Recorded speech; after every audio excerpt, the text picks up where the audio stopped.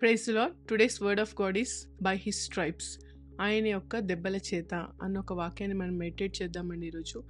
As mention in Isaiah chapter 53 verse 5లో మనం చూసుకుంటే, but he was wounded for our transgressions, he was bruised for our iniquities, the chastisement for our peace was upon him and by his stripes we are healed అని రాయబడి ఉందండి. అంటే ఇక్కడ మనం చూసుకుంటే వాక్యంలో స్టార్టింగ్ వర్డ్ ఏమైనా ఉందనంటే బట్ అని ఉందంటే, మన పరిస్థితి ఏదైనా ఎలా ఉన్నా ఒకటి గుర్తుపెట్టుకోండి, దేవుడు ఆయన దెబ్బల చేత మనకు స్వస్థత ఉంది అని చెప్పారు. ఈ యొక్క వాక్యం ద్వారా మనము ఆల్రెడీ స్వస్థపరచబడ్డాము అని వాక్యం మనకి డిక్లేర్ చేస్తుందండి. కాబట్టి బట్ అంటే ఏ పరిస్థితి ఎలా ఉన్నా, హీ వాజ్ wounded, ఆయన మన కోసం గాయపరచబడ్డారు. హీ వాజ్ బ్రూస్డ్, ఆయన మన కోసం నలగొట్టబడ్డారు. The chastisement for our piece, అంటే మన యొక్క శిక్ష ఆయన, మన యొక్క పీస్ కొరకు మనం పొందుకోవాల్సిన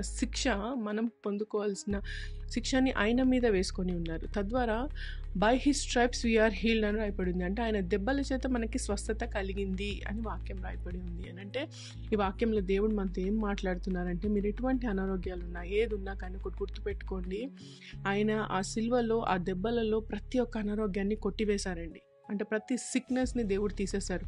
as mention in 2 Corinthians chapter 11లో మనం చూసుకుంటే, హీ టుక్ 40-1 lashes అని రాయబడి ఉందంటే, అంటే 39 lashes. అంటే ఈ యొక్క లోకంలో చాలా పెద్ద పెద్ద డిసీజెస్ సైంటిఫికల్లీ 39 ఉన్నాయంటండి.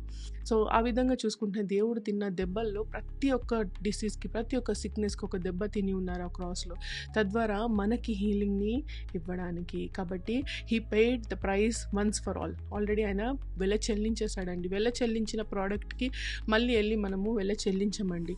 తద్వారా మనం ఏదైతే పొందుకున్నామో దాన్ని క్లెయిమ్ చేసుకుంటే, ఏదైతే మనం ఆల్రెడీ దేవుడు మనకి ఇచ్చారో దాన్ని క్లెయిమ్ చేసుకుంటే, తప్పకుండా ఈరోజు ఎవరైతే ఏ బాధల్లో, ఏ పెయిన్లో ఉన్నారో తప్పకుండా వాళ్ళకి దేవుడు హీలింగ్ని ఇస్తాను అని ఈ వాక్యం ద్వారా మాట్లాడుతున్నారండి. ఈ వాక్యాన్ని వినండి, అర్థం చేసుకొని మెడిటేట్ చేయండి. తద్వారా దేవుడు ఈ మాట ద్వారా మనతో ఏం మాట్లాడుతున్నా మీకు అర్థమవుతుంది. మీ ప్రతి ఒక్క సిక్నెస్ నుంచి మీకు విడుదల కలుగుతుందండి. ఒక చిన్న వాక్యం మిమ్మల్ని ఆశీర్వదించింది నమ్ముతూ, గాడ్ బ్లెస్ యూ. షాలోమ్.